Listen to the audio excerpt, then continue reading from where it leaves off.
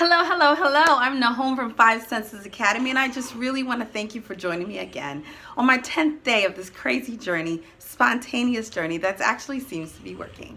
Okay, so today I'm coming to you to talk to you about a question someone asked me, a question that just blew my mind. Like, I didn't even think this was a question. I just did a video on it, and someone watched a video and they asked me, can reflective practices actually help teachers make better choices in the classroom?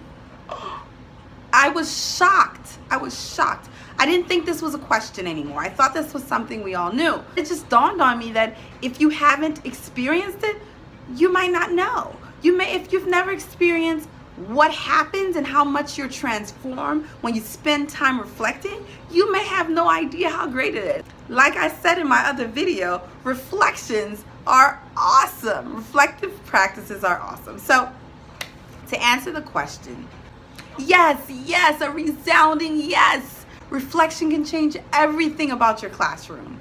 Everything. And let me explain why. In every profession, you get used to a certain routine. You know what you're doing. You know what time you come in, what time you leave. You know how to do the basics.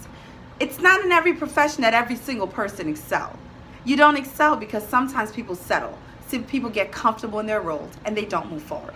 In order to really excel in any profession, I would like to submit that if you take time and think about what you did, you can do it even better next time.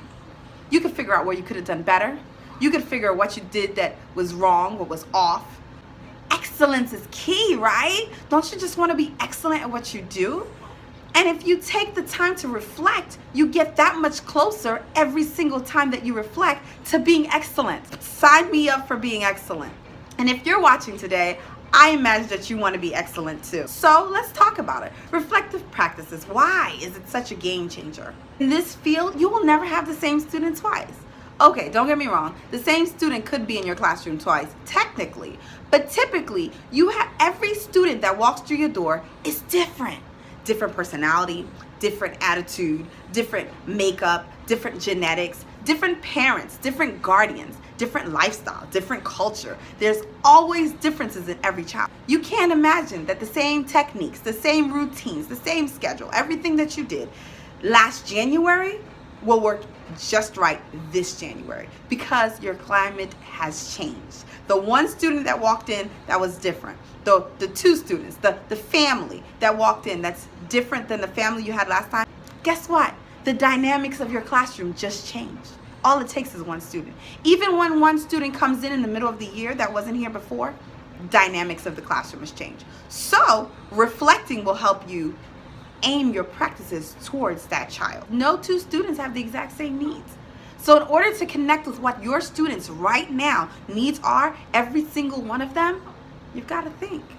You've got to take some time and put in the work to think, evaluate, how can I help them get to the next level? That's our job, and we do it when we reflect. Reflection causes us as teachers to constantly scrutinize our teaching philosophy. What? See, after we graduated, we wrote our paper with our teaching philosophy, and guess what? As we grow, as we mature, as we have experiences in our class, our teaching philosophy can change. In fact, I dare it not to.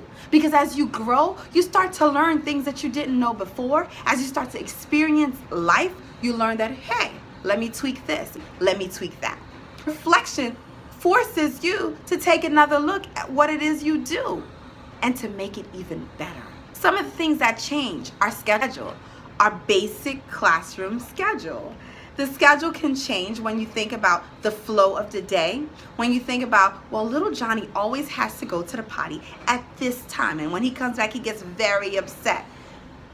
We might have to change the schedule. Now, there are other ways we might be able to fix that problem, but I'm just giving you an example. Maybe it's a scheduling issue. Maybe going out to play in the playground right before lunch isn't working for one particular kid. Maybe they have a meltdown every time. So first, it can affect your routine, your schedule. And number two, it will affect your lesson plan. Your lesson plan will be changed every time you reflect. Number three, how about assessments? The way that you assess children. Every time I think I have it perfect, I have to go back and change it again. And you know why? Because it may have been perfect last year, for the group of students that I had last year, for the rhythm of my day last year. But this year, right now, assessing the children, it's different. It takes a different set of skills, or a different set of patience, or a different set of supplies. Just whatever needs to be changed, we won't know unless we reflect about it and say, hey, this isn't working anymore. Let me try something different. Research. It causes us to go online and research, or to watch a YouTube channel like this to see what other people are saying. It causes us to knock on the classroom next door and say, hey, what is it that you're doing in your classroom? Because I'm stuck on something. It helps us to think of better ways to show children to do the right thing. You might have a child that's constantly crying, constantly in timeout. Everything that you've tried in the past, none of them works for the student. You've got to sit down and think and realize, hey, what's triggering this and how can I help this situation? Lastly, a big one for me is reflection helps me to better connect with my families. Because guess what? If you are a teacher and you're not connecting with families, you're doing a great disservice to the students in your classroom. If I don't connect with Sammy's mommy to figure out why he's cranky every morning, I can't help him. And if I don't connect with her so she can figure out why he never eats dinner at night, I'm not helping him. It's so important to connect with families. And every family that walks through the door is totally different. You have the quiet, timid family. You have the loud, rambunctious family. You have the energetic family. You have the very calm family. You have the family that get embarrassed easily, and you have to really be careful with them. You have all types of families walking through your door, all types of cultures, all types of ethnicities, all types of races. Everyone's walking through the door. You cannot just throw them all in a basket and treat them all the same. You have to treat them uniquely. And the only way to really succeed at that is to reflect when the school year starts and you think about the families that you have in your classroom, how to get to know them, how to partner up with them. Every family is different.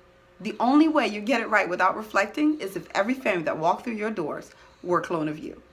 So reflection is very, very important. Maybe I'll continue talking about this a little bit more. But I thank you so much for joining me today. I had a great time talking to you. Let's continue this conversation down below. Let's talk about it. How do you reflect? What has worked for you? What hasn't worked for you? And maybe I'll make another video in the future to talk about some key points in reflecting. Thank you so much for coming. I'll see you again tomorrow. Bye.